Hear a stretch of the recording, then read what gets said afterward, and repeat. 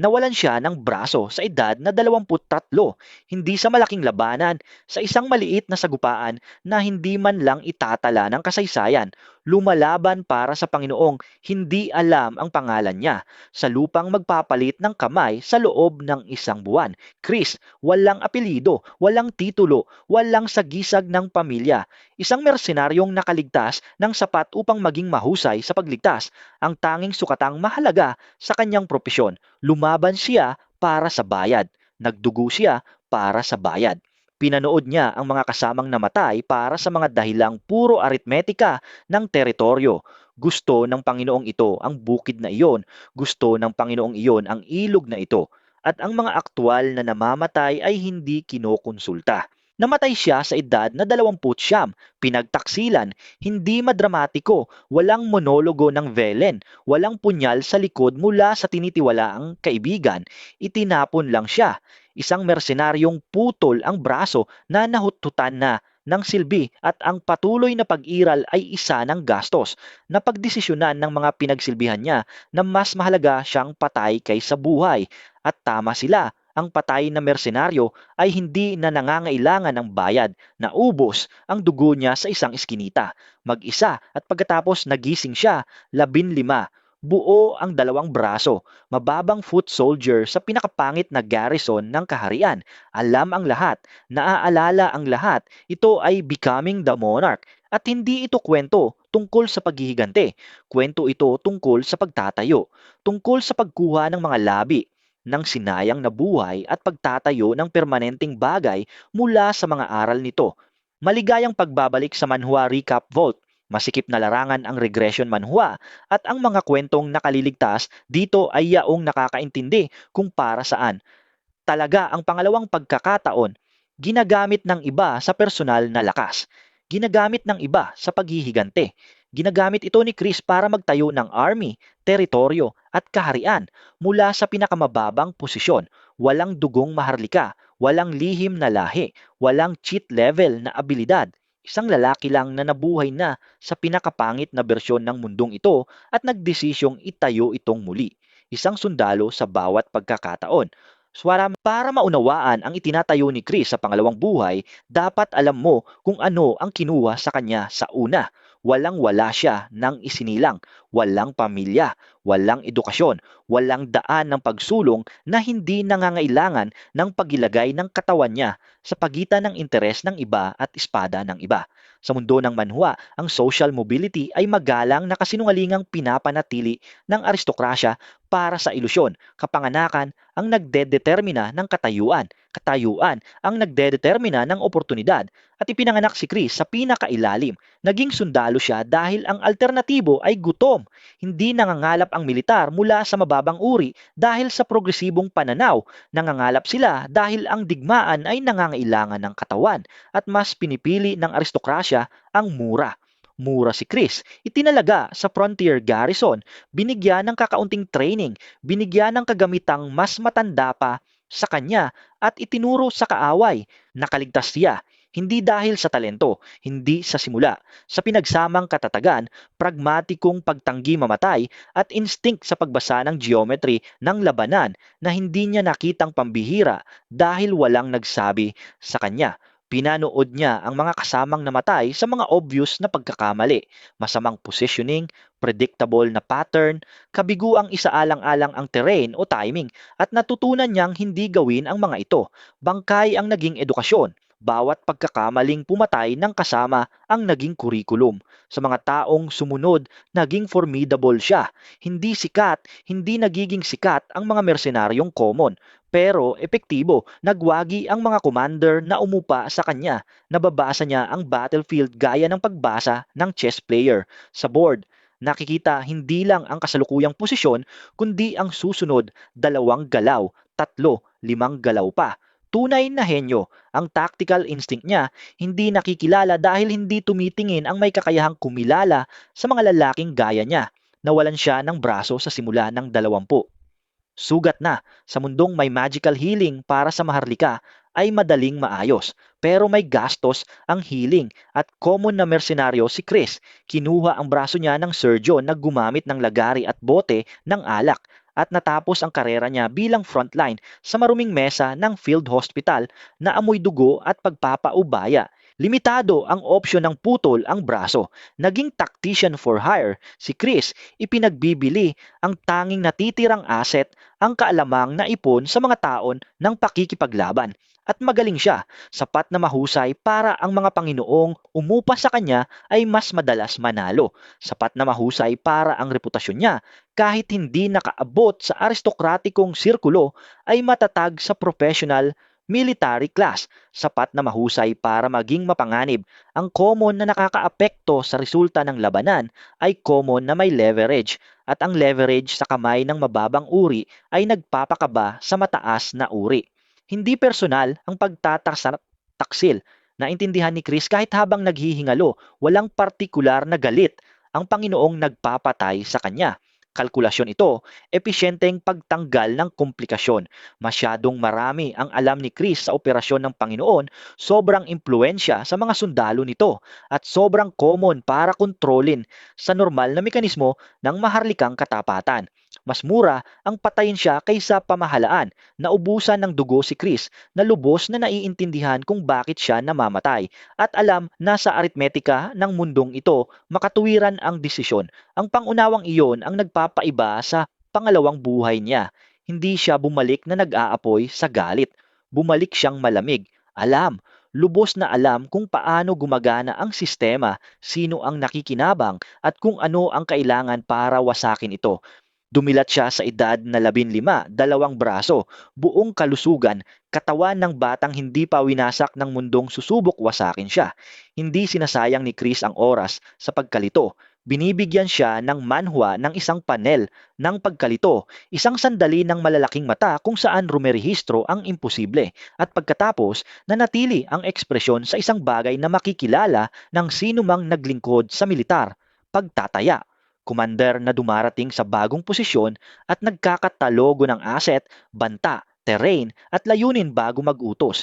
Nasa garrison siya, ang pinakapangit sa kaharian, posting na napapabayaan kaya nagsisilbing tapunan para sa mga sundalong ayaw ng militar pero hindi legal na maaaring i-discharge.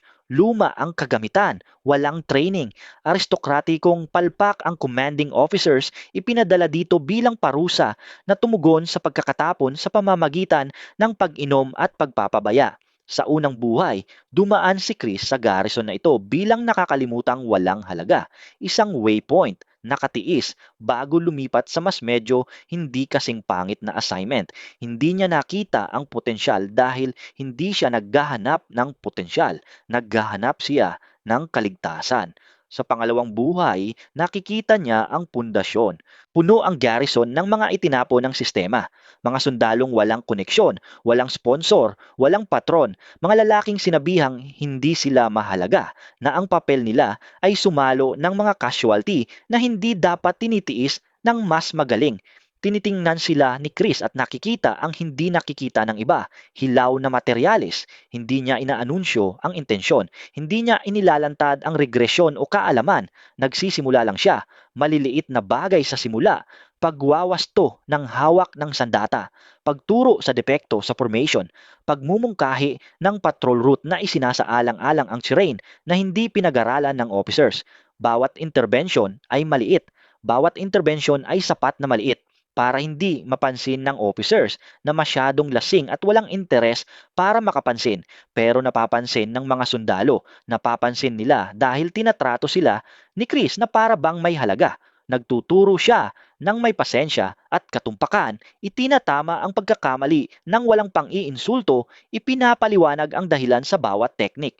Ginagawa niya ang hindi pa nagawa ng sinuman para sa mga lalaking ito, namumuhunan sa kanila. Unti-unti ang pagbabago. Sa mga linggo, tapos buwan, ang pinakapangit na sundalo ng garrison ay nagsisimulang maging mahusay. Hindi sa magikal na pagpapahusay o lihim na teknik, sa disiplinadong training, maingat na pagtuturo at pagtuklas na ang mga lalaking sinabihang walang silbi ay lalaban ng may pambihirang determinasyon kapag naniwalang iba pala.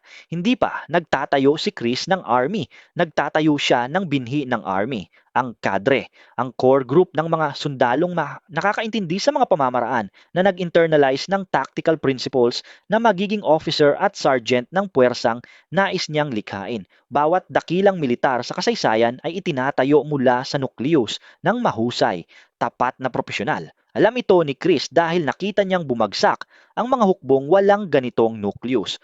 Sa unang buhay, nakita niya ang mga Panginoong nagtayo ng libu-libo na nadurog sa unang seryosong engagement dahil itinayo sa numero, hindi sa kakayahan.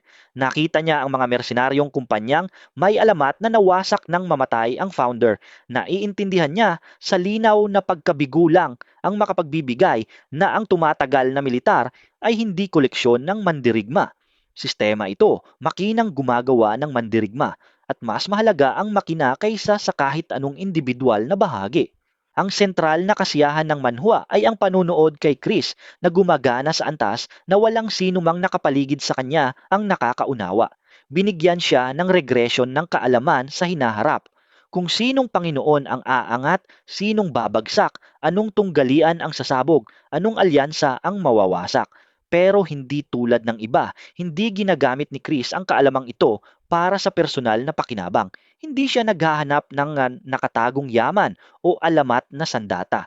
Hindi siya nagpoposisyon para tumanggap ng credit sa mga pangyayaring alam na niyang mangyayari. Ginagamit niya ito para sa posisyoning, militar, politikal, ang mabagal, mapasensyang pagtatayo ng bentahe, pang-ekonomiya, ang unang galaw. Nangangailangan ang army ng resources, pagkain, kagamitan, materyales, pera.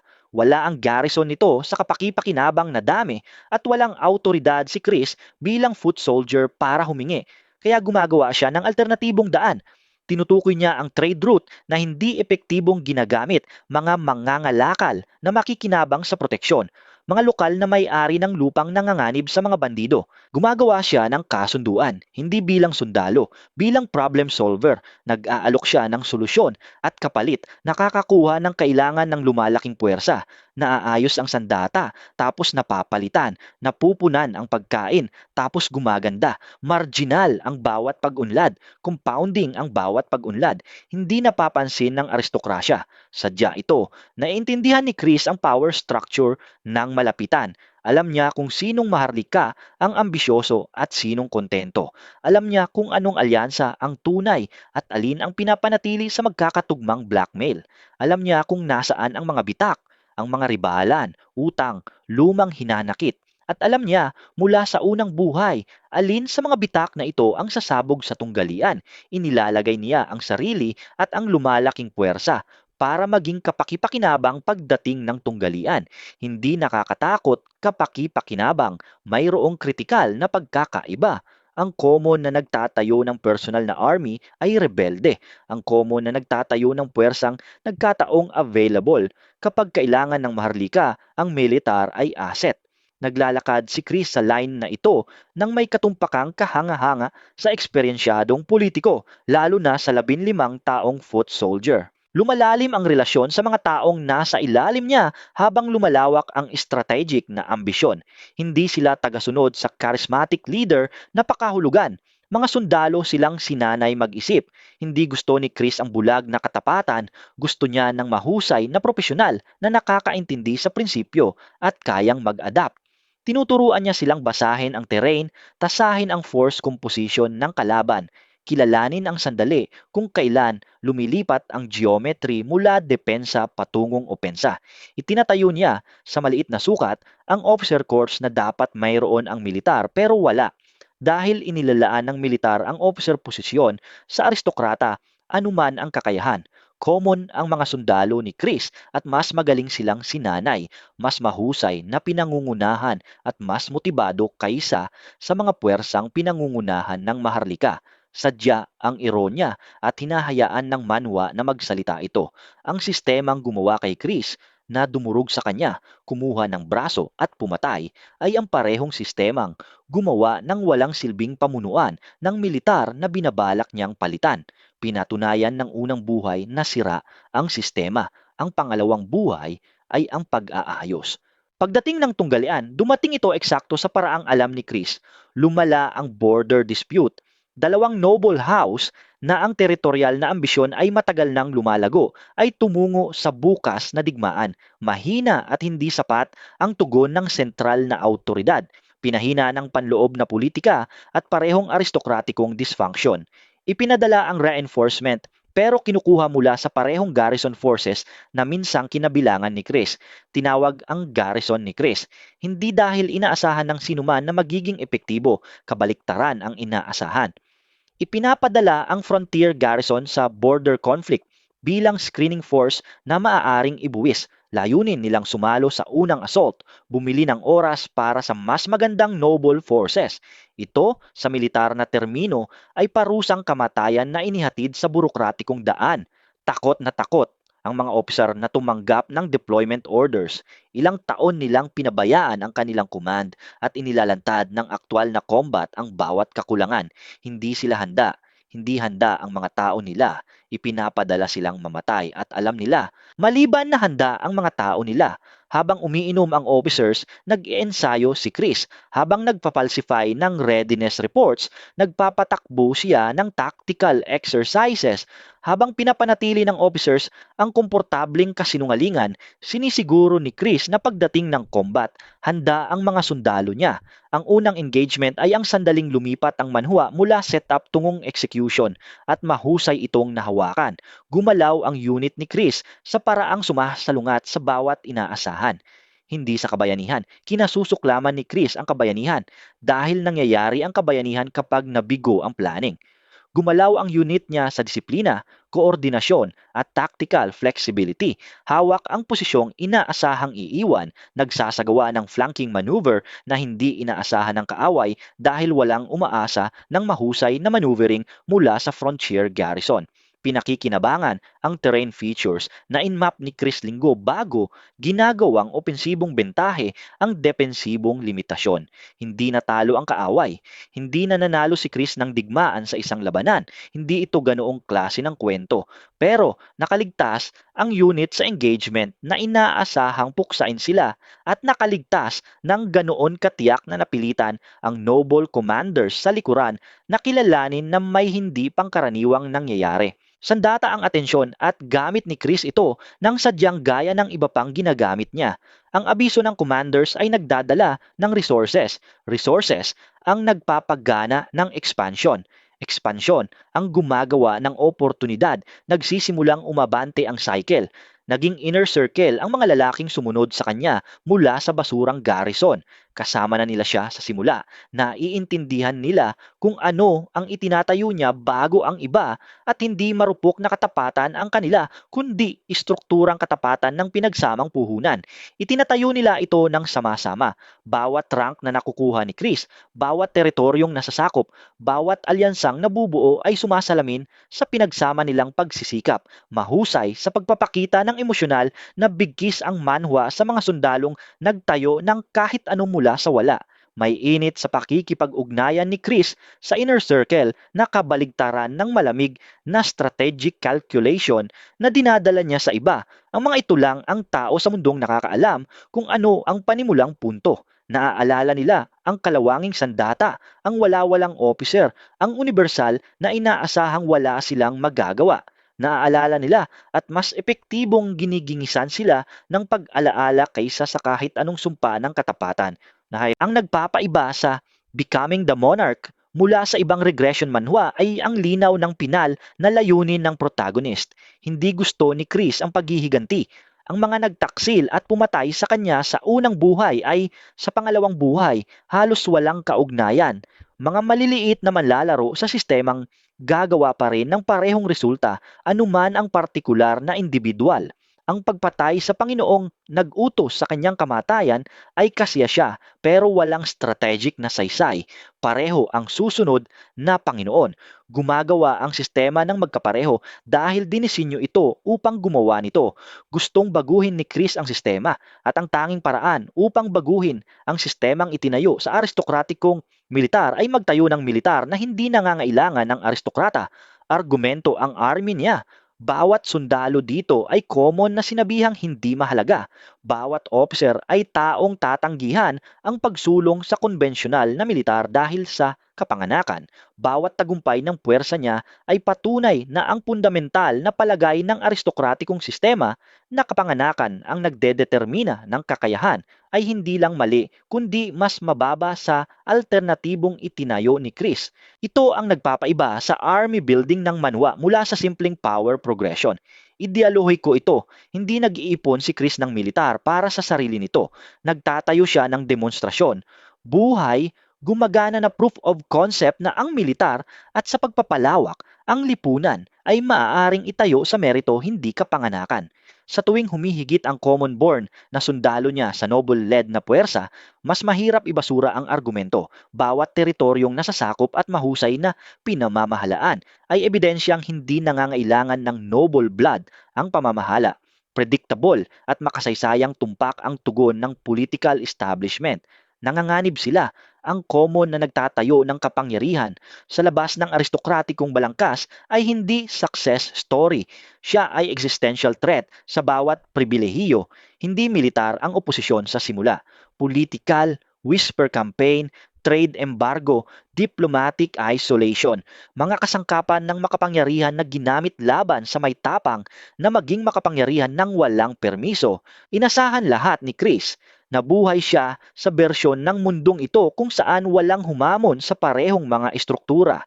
Alam niya ang pamamaraan dahil dinurog siya nito at sa pangalawang buhay, nag-build siya ng countermeasures sa strategy mula sa simula. Economic independence, maraming supply chain, intelligence network, alyansa sa minor nobles na nakikinabang sa pagkagambala.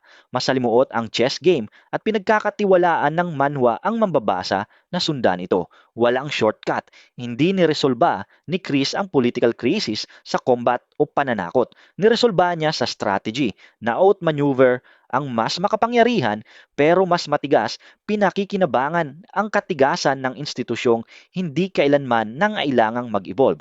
Ang natapos na manhwa sa 150 pala ni Kabanata ay nagsasabi ng buong arko mula foot soldier patungong monarko, mula tapunang garrison tungong puwersang nagre-reshape ng kaharian, mula sa lalaking namatay na walang pangalan sa eskinita tungo sa lalaking magde-define ng panahon.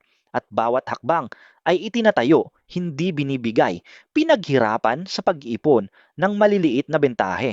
Becoming the Monarch, Maldan Byung sa Iso Gunjug Gaji ay available sa Kakaupaji sa Korean at Webtoon sa English. Natapos ang serye sa 127 kabanata kaya mababasa ang buong arko ng walang aantay.